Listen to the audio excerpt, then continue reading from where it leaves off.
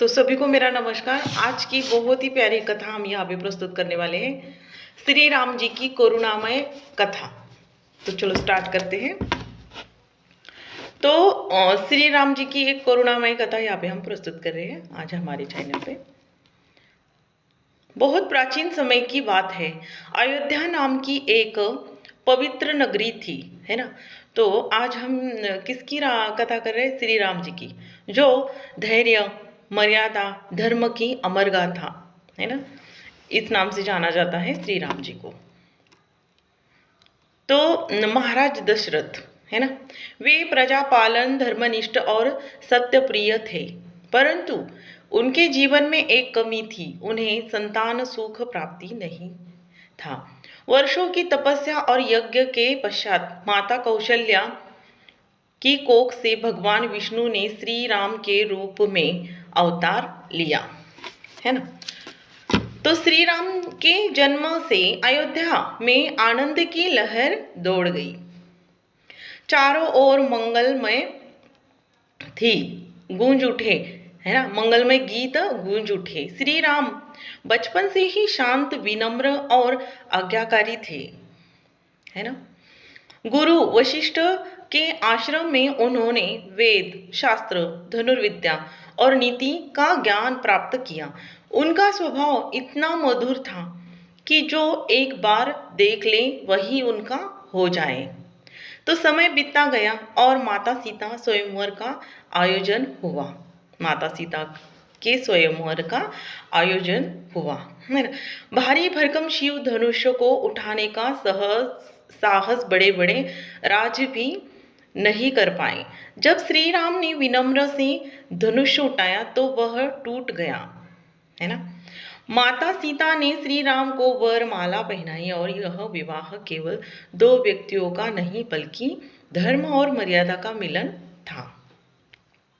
कुछ समय बाद राजा दशरथ ने श्री राम को युवराज घोषित करने का निश्चय किया, है ना। उसके बाद अयोध्या उत्सव की तैयारी में डूब गई, है ना।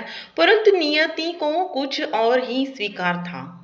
कैकेयी ने अपने 2 वरदान मांग लिए, भरत को राज्य और श्री राम को 14वां वर्ष का वनवास, है ना।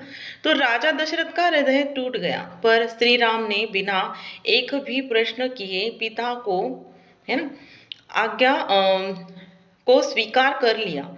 न कोई क्रोध, न कोई दुख। माता सीता और लक्ष्मण भी उन्हीं के साथ वन में जाने को तैयार हो गए। तो देखो कैसे, है ना। तो यह दृश्य देखकर, है ना, तो माता सीता और लक्ष्मण भी उनके साथ वन में जाने के लिए तैयार हो गए। यह दृश्य देखकर अयोध्या रो पड़ी, पर श्री राम का मुख शांत था। वनवास के दौरान श्री राम ने ऋषि मुनियों की रक्षा की, अधर्म का नाश किया और सत्य मार्ग दिखाया। पंचवटी में रहते समय रावण ने छल से माता सीता का हरण कर लिया।